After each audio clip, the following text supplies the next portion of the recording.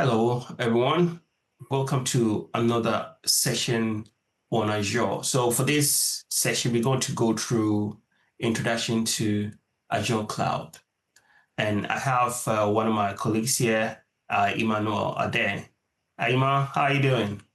Yeah, I'm good. What about you? Yeah, I can complain all good. So I hope you're excited to go through the Azure session. Yeah, I'm ready. Yeah, I'm Yeah, really ready. that's good. Let's go. Right. So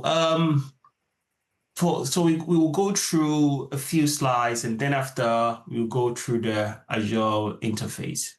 So to start with, just wanted to give you a bit of information about what Azure is. Let me just go to the next page. Yeah. So what is Azure? Right. I know you are familiar with AWS, so you might be thinking, oh, Azure might be a strange thing, but to be truthfully, Azure is similar to AWS. So essentially, it's all about a cloud platform where you have resources hosted. So you have your network resources, compute resources, database resources, storage resources, and you can access all of them just by the power of the internet.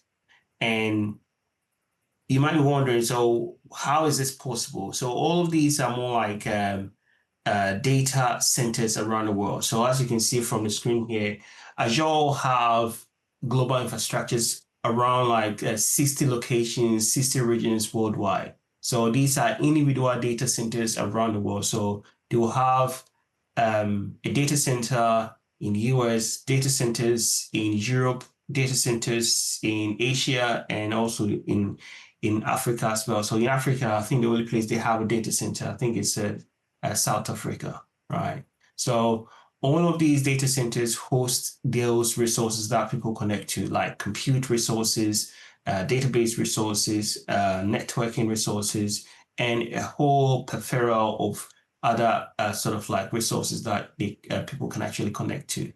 It makes people's life easy because if you host resources in the cloud, it's essentially accessible anywhere and you can be strategic. So what do you mean by strategic is you can decide, okay, my customer base is located in Asia, so I'll deploy my resources close to my customers. So instead of deploying your resources like a website, for example, if you're an e-commerce website company, you wouldn't deploy your e-commerce site in US when your customers are based in Asia. You will deploy it in a region in Asia so that your customers will be close to it. All right. So these are some of the popular services that are hosted on Azure. So we have virtual machines, and one of the popular ones nowadays is the AI and machine learning, database, and also web apps. So those are some of the common ones that I mean, Microsoft have on these platforms. So now the question is that why do you want to choose Azure? So since you are a learner of Azure, you want to benefit from it, learn from it without, in a way that it doesn't cost us too much. So Azure have this facility where when you sign up for the first time, they give you what, $100 credit. And with this one, it's only for a month. So for the first month, you can literally use that $100 to access any resources because each resource you deploy, it will be tied to a subscription, and that subscription will have a specific billing attached to it. So that means at the end of the month, you have to pay it off. But with a $100 credit for the time frame that you are testing the resources, it's going to eat into this $100 credit. So it's not going to cost you anything. So as a student or as a professional building your skills, this is really, really good. Right. But aside from that, they do have other popular services that that's going to be free for 12 months when you sign it up. So when you sign up, there are other services as well that will always going to be free and that you can also take advantage of. All right. So once you set this up, make sure you try to deploy resources, and that will help you to understand the platform much better. All right, so let's start with some of the core Azure services. So compute is one of the core Azure services. And with compute, you can deploy resources like virtual machines, web apps, API at scale, right? And these are quite flexible because you can deploy the resources in a way that, for example, you can decide, okay, I want to deploy a resource now, which is called on demand. So you literally go on the interface and then the Azure console and deploy, let's say, a virtual machine. But aside from that, you can also use a CLI to do the deployment. And if you are familiar with tools like Terraform, I think you are familiar with Terraform, right? You've used Terraform. Yes, yes. Yeah, I'm familiar with Terraform. Yeah. Yeah, so you can actually use Terraform to also deploy, so infrastructure as code to deploy resources directly to Azure, right? When it comes to the pricing model, depending on the way you are doing a deployment, because you can actually deploy resources, and each resource you deploy, you will definitely be able to see the price, how much it will cost you per minute or per hour. So in that case, it helps you to quantify how much it will cost you for a month so that you know what to do. There are other very reasonable pricing scheme as well, like there's a spot instance. So in terms of the spot instance, at a certain time when resources are not heavily utilized, there will be these instances where you can buy it at a fraction of the real cost, and then you can use it for deployment of certain type of resources. Those are extremely good in an event whereby you want to quickly use compute resources in a short frame of time. So for workload that is not like it doesn't need to be running all the time, right? So for example, if you want to do a quick bash, let's say I'm just trying to think about something that you can use it for. You want to quickly process something, like let's say you got some images that you want to probably edit quickly using the compute. You can use the spot instance for that. So that means that services doesn't need to continuously running. So you use the compute, the spot instances, run it when the cost is cheap, and then when that spot moment actually goes away, that workload obviously stops. But when you need it again, then you can obviously use another spot instance for it, right? And there's also the on-demand one. The on-demand one is when you obviously go into your interface, your console, and then deploy uh, a virtual machine, and then you keep it on as long as you want it for. And then you can shut it down, or you can even schedule a shutdown time, and then it can go off Yeah. when you want it. Like pay as you go, something like that. Exactly, more like years ago. And we have auto scaling as well. So with auto scaling, virtual machine skill set, whereby you have a farm of virtual machines, and then so for example, for companies whereby they are how the load that comes onto their application or services is not cannot be determined. So in those scenarios, they can use virtual machine skill set. So that means a collection of virtual machines, right? Then they will set up their own minimum normal virtual machine that should run all the time. But when they load with to a specific level, so for example, they can measure it by CPU. So if the CPU, let's say, go to up to about 70%, then it will spin up more virtual machines to handle the load, right? And then so most often they'll have some kind of like a load balancer in front of it, and then all the traffic will hit the traffic from the external.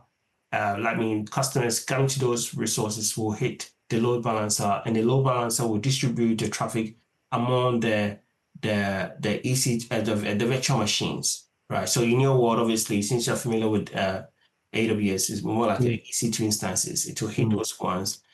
If the workload actually goes down, then or the traffic goes down, and let's say it hit a specific type as a specific sort of like CPU level. If the CPUs have to go down, the utilization of the CPU goes down, then some of the virtual machine will start uh, to to be removed from the virtual machine skill set. So that means they will turn off, and Yeah, so that's easier way to manage your resources in a more like automated approach. So you don't have to manually deploy resources, the virtual machine to handle the loads. All right. The other thing is that with compute, you can deploy it. One of the good thing about because they have multiple regions, you can decide to deploy resources on multiple regions. So you can have some compute running your workload in, let's say, in US East, and then you can have some running in Central Europe or something, handling all of them handle different sort of loads. So you can actually do that as well, right? So these are some of the key compute services. So we're just talking about the virtual machine. So you can deploy Windows, you can deploy Linux, and when it comes to web apps, so these are managed, these are infrastructure as a service. And we also have the platform as a service, like web apps. All right, let me actually go through the infrastructure as a service. When I say infrastructure as a service, it's like resources that you have a lot of control on, right? So that means you can determine, you set up the network, you determine what operating system to be run on it, you set up the storage. So essentially you have a lot of control on the infrastructure that you're building, right? There are other services, what we call the platform as a service. And with platform as a service, one of the examples is the web app or app service, right? Or even the API services, right? With those ones, you do not control the underlying infrastructure. So, for example, the networking is handled by Azure, by Microsoft. So Operating system. yeah, the operating system as well is handled by them. So Yeah. you don't have to worry about the update. It's all everything is handled by them, right? There are other services, compute services like Kubernetes. All right, so with Kubernetes, that means when you have a containerized environment, you can use the Kubernetes orchestrator to manage those containers. So Azure have a lot of like container orchestration services. So AKS, for example, and there is a Azure container instance that you can also leverage as well. Also, you've got function, which is also another serverless, which is similar to platform as a service that you can also use to deploy a certain type of event. So it's more like event-driven service. When something happens, then it will trigger specific code to actually run. Mm-hmm. Okay. So that was some of the compute services that we've run through. And these are the other type of core services. There's storage, Azure storage. There's a blob storage where you can store massive unstructured data. There's a file storage for SMB and NFS file share. So you can set up a drive to be shared to your compute that you deploy on Azure. So every computer will have that drive. And once they're connected to it, they can have access to the files in that specific drive. There's also a message queue, which is used for placing specific events into the message queue, and another app can actually pick up those messages, essentially. Mm-hmm. And also there's a table storage, NoSQL key value store, and networking as well. So with networking, do you know much about the networking aspect of things? I think you've probably have encountered a few networking stuff. Yeah, I know. The load balance especially, like directing traffic to the virtual machines. Yeah, absolutely. So, Mm. and virtual machine. What about VPN? Have you ever encountered VPN in your Yeah, line of? VPN, like you are encrypting, like you are using the internet, but it's encrypted. Yeah, correct. So Yeah. it's all about so one of the common ones of the VPN is site-to-site VPN, whereby one site, let's say your organization might have a head office and it's a branch office. and they want to be able to send traffic between themselves over the public internet. But just like you said, those traffic, you need to encrypt them since it's going over the public internet.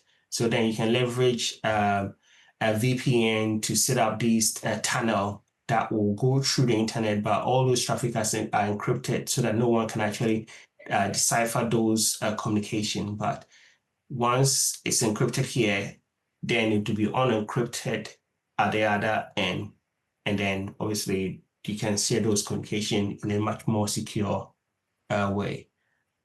Organization also leverage what we call express route. So express route is like a dedicated connection, a dedicated private connection. So organization that have obviously good amount of money, they can obviously leverage the express route where they can connect to Azure using a dedicated line. So most often they will leverage a service provider to help them to establish these connections.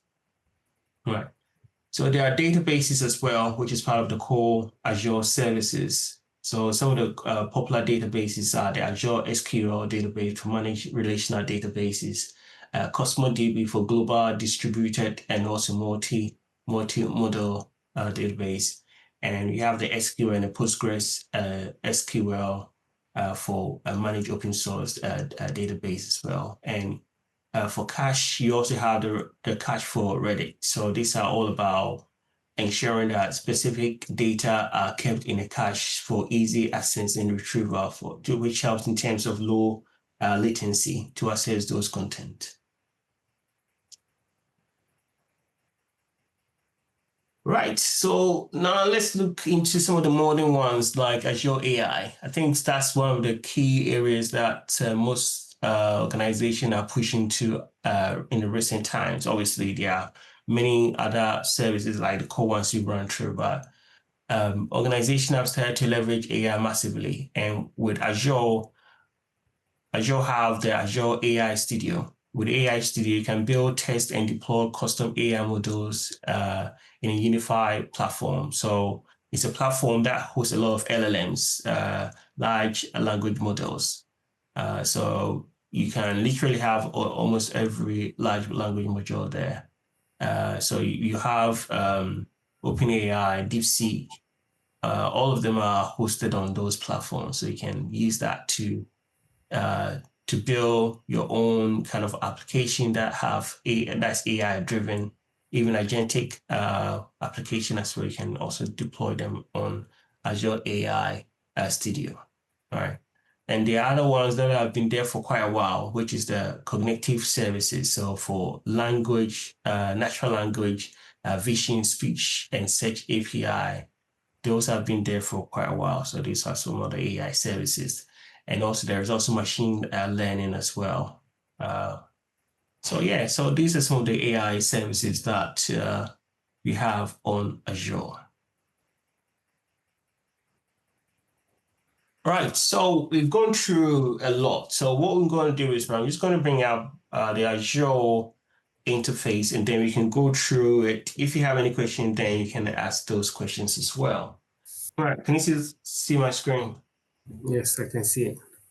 All right, so let's go to portal.azure.com.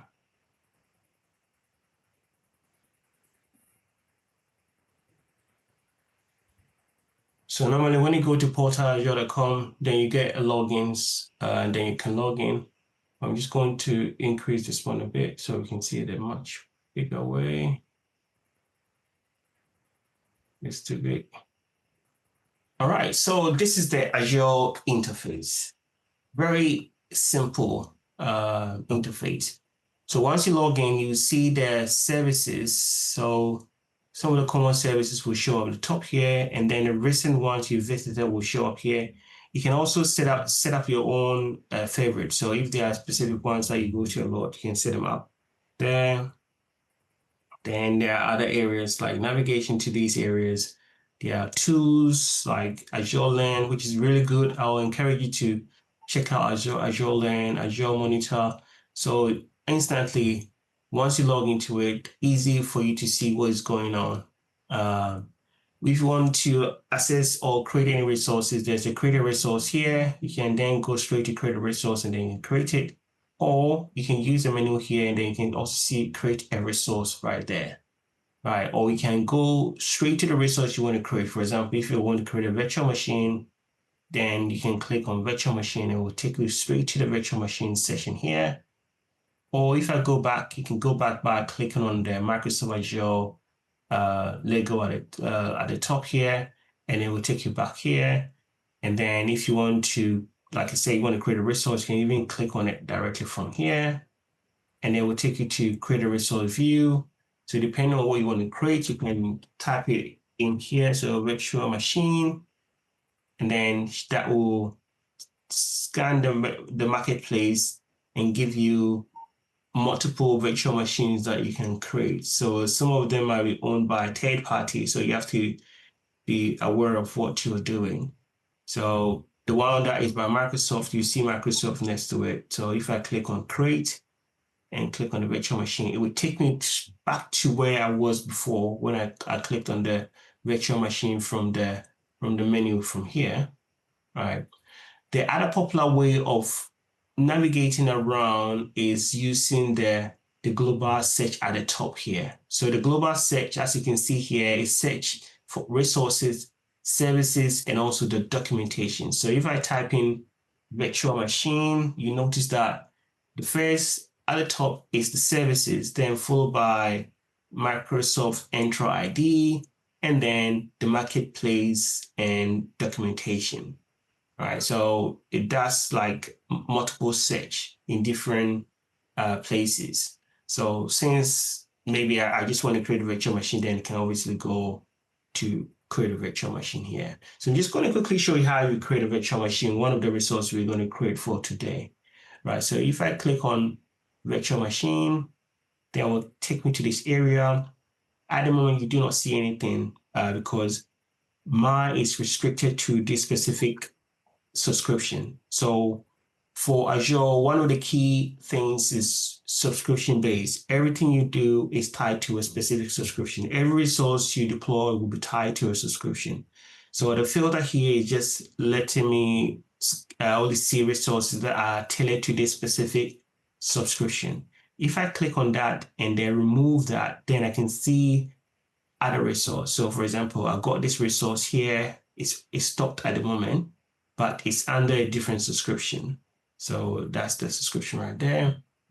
So to create a virtual machine, very easy. There's a create button here. If I click on create, then I get these multiple options, right? So I get the option to create a virtual machine, get option to create a virtual machine skill set. So if I want to create a collection of virtual machines that can scale up and down, then I can go with that option. But for this test, we're going to obviously deploy just a single virtual machine. So I can click on that, and then it will take me to this blade. So they'll start with the basic information. First thing first is always to select the subscription that you want to deploy the resources under. So this is for billing. So this is how they will charge you, right, of the usage. Mostly when you connect, especially if you're using Virtual Studio Enterprise subscription, you can always see this notification that will tell you, you might see a notification that will tell you how much you spend. But also when you go directly to the cost view, cost management view, you can see how much you spend as well. All right. So once you set up your subscription, as you can see, it's mandatory with that star. You have to set that. Then the next thing that is also mandatory is the resource group. So this is one of the very good things that separate Azure from the other cloud providers, whereby everything is grouped into what we call a resource group. So every time you create a resource, you can create more like a container that will contain every resources that are required for this. So for example, when I'm deploying a virtual machine, it's not just about the virtual machine instance that's going to be created. There will be things like networking, storage, and public IP address, networking, private networking, interface. All of these are going to be created as part of creating the virtual machine because the these are interdependent. The virtual machine depends on those resources. But the moment I create it, it will create all those resources as part of the creation. So by leveraging resource group, it will create everything under the same container, wherever the resource group name is. So for this, I'll just name it, let's say, test VM, and I'll just use RG to indicate a resource group. Then I'll leave that there. Now, the next stage is the instant details. So what is the virtual machine name? So I can then give it virtual machine name, let's say VM1. Now the region, where do you want to deploy this resource? So you have multiple regions that you want to deploy to, depending on where you are located. So let's deploy this one in UK. So we got UK South. I'm just going to deploy this in UK South. And availability option, right? So we have availability zone. I think you're already aware of availability zone when it comes to AWS, right? So yeah, so similar to the concept you have on AWS, with the availability zone, like this region will have multiple data centers. So it's not just going to be one data center in that UK South. It will have multiple data center within that same region in a more like a shorter distance between them, right? So you see here, choose up to 3 availability zone program VM. So that means you can deploy that same VM in different availability zones. So that means there'll be 3 instances of this VM. And once you deploy in a different availability zone, that means they are connected to different networking, connected to different power systems. So that if an issue happens to one instance, it's not going to have an impact on the other. So that's one of the key things. So as you can see, this is the virtual availability zone. So you can then select where you want to deploy it. So you have zone 1, zone 2, zone 3. So you can, I'll just stick it to zone 1. And then with the image, it's all about where do you want to deploy it, all right?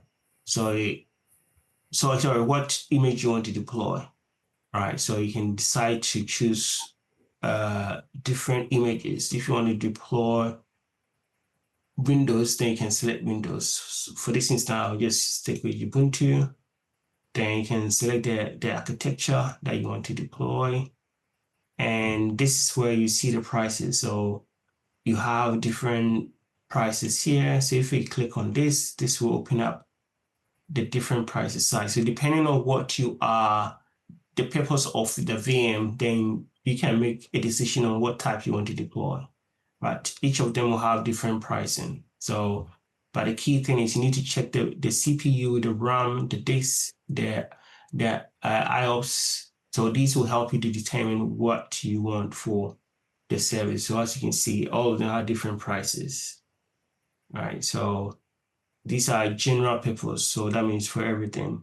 There are other instances that are specifically for other type of services. So you can decide, okay, I want to deploy something that is the computer high. So if that's what you want, then you can then decide, okay, that's the ones that I want to deploy. Then you can set up an instance that have high CPU, for example, or high RAM.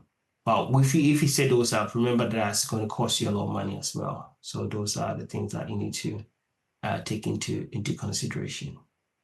All right. But for this purpose, I'm just going to use the first one at the top, just 2 CPU, 4 gig of RAM, and these are the other functions. And this will cost me just $56 per month. All right. Okay, so that's the one I'm going to use. I'm just going to go back. So I'll stick with that one. And with this, you can set up an SSH public key or you can set up a password. All right, I'm just going to keep it simple. I'm just going to delete this virtual machine afterwards. So I'll set up a password. So I'll use AZ user and then I'll set up a password.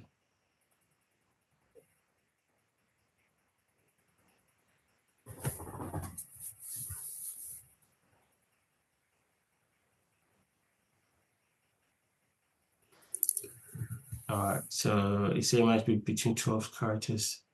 All right, so I'm just changing password.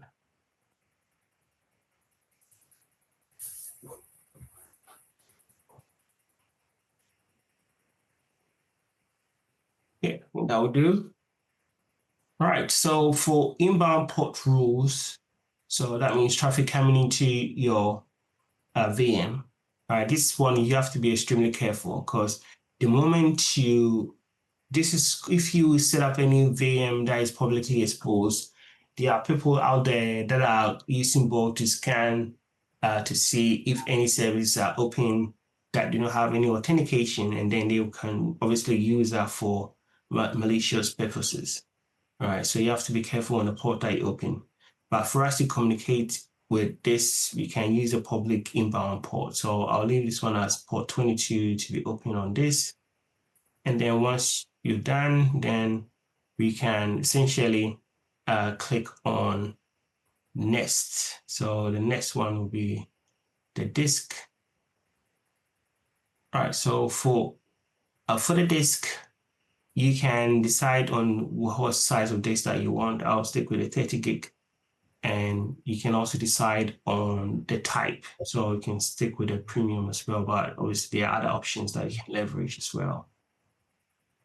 Okay. So just go to the networking session. And with a networking session, this is where you obviously define what are the network you want to use. It will by default create a specific networking name for you, but if you want to create your own networking scheme, so for organizations that actually conform to specific networking naming scheme, then they can obviously create their own naming. And also the subnet, you can decide on if the subnet that is created is good enough for you. If not, then obviously you can change that as well. Public IP address too, in a similar way, you can decide that, okay, I want none, or if you need a public IP, then obviously it's going to create a new public IP. But then the naming, you can change it if you want to. All right. And in terms of the net type, you can also decide to go with none or basic. So I'll go with the basic NIC. And the management wise, there are other things that you can leverage in terms like you can use a system assigned identity. If you want to use intra, you can also do it here. If you want to set up a shutdown time, you can do it here. So that means auto shutdown at 7 o'clock, it should turn it off automatically. All right, so I think that's about it. Then you simply click on review and create. And once you click on review and create, it will check and validate every input that you have. If everything is all good, then you can proceed to click on create. So once you click on create, it will go ahead and deploy the VM instance you deploy. So it will take a few moments to actually deploy the resource. But as it starts, you can see the deployment in progress there. But in the middle too, you see the deployment in progress. So you will see that it has created the virtual machine, created the virtual network has been created, network security group have been created, IP address has been created as well. So wherever it's been created, you're going to see it here. So once everything is all done, then you can access the resource in the network VM resource that you created. So it's all completed. As you can see, deployment successful and it's completed. So you can go straight to the resource by clicking this, or you can go to the resource group. Let's go to the resource first. So if I click on this, that will take me to the virtual machine instance, right? To start the virtual machine, actually it's already started. So you get the option to start it. If you want to connect to it, then you can also connect it directly using this button here. All right, or you can also connect it by using an IP address here. All right, so if I click on, let's say, connect, and I click on this, it will take me to the connection view, which will have the IP address, and then I can copy the IP address, and then I can use it for the connection to it, right? Or alternatively, I can connect it using the Azure CLI, right? or I can use my own terminal to connect to it. So if I'm using Azure CLI, if I click on this, it should essentially give me the process to obviously do this, but it's validating. So let's wait for it to complete. So yeah, so I can say that this.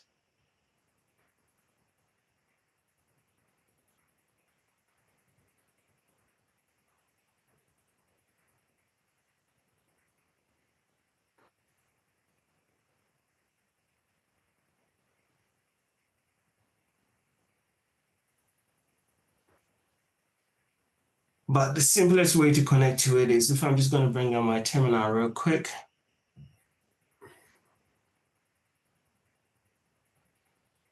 If I bring out my terminal and then I connect to the IP address, so the IP address is 4.234.161.44. You can just simply do SSH -L and then the username and then the IP address, which is 4.234.234.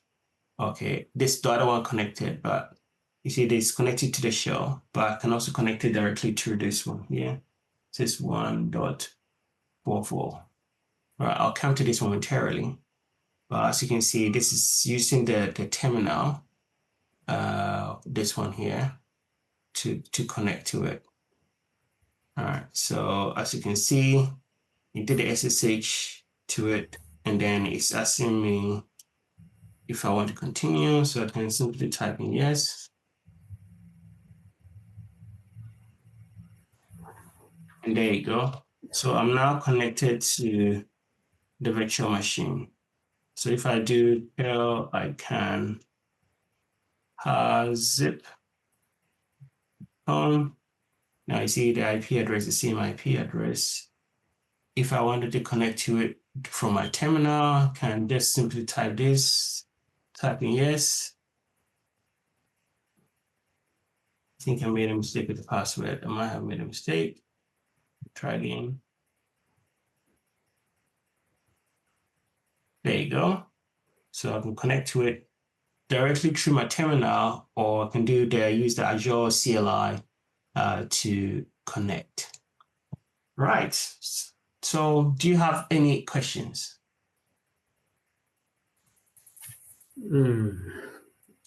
Yeah, so as you can see, it's similar to what you're already used to in Yes, that's similar. AWS. Yeah. And I mean, it has different names.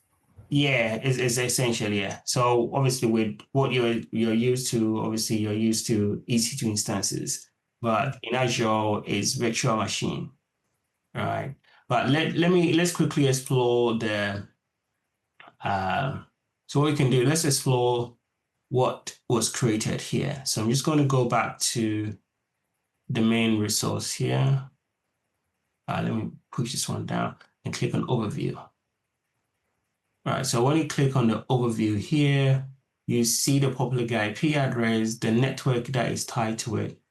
We also have the option to see the networking. So if you click on the networking, that will take you straight to the network that is involved. And as you can see, we have allowed SSH. So SSH will allow the traffic to go out.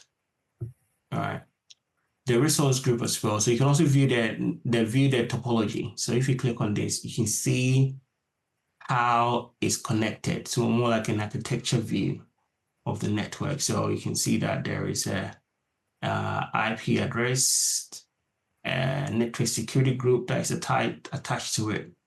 So those are I think we can also check it directly from the VM. Let me just go to the VM. So now you see I got two VMs now. So this is the one we just deploy. All right. So I thought we had a network topology here as well. All right, no, I don't see it anymore. Right.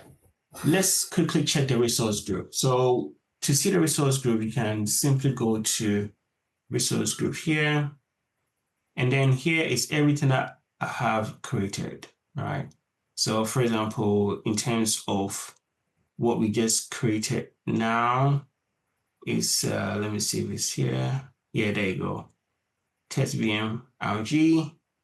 And you can see the VM1 is in there. But in there, we also see these other resources. So these are all required for the VM to function. So it requires the IP address, the network security group, the networking. When you go, and this one is the network interface. So you can see the type here. That will give you a clear indication of what they are. The disk, you can see the disk here. You can drill down into any of these resources. So if I click on, let's say, the network, for example, it should take me straight to the network view. And then in the network view, I can check, let's say, the subnet. So I can see the subnet that was created as part of this resource. So for the private IP address, it will pull the IP address from this subnet. So you notice that this one is 10.0.0/24. If I go into this default, can you see the connected? I should be able to see the connected devices. Where is it? All right, I don't think yeah, there you go, connected devices. So if I click connected devices, you see that the IP address of my VM is this. So it's being pulled from this range of IP. All right.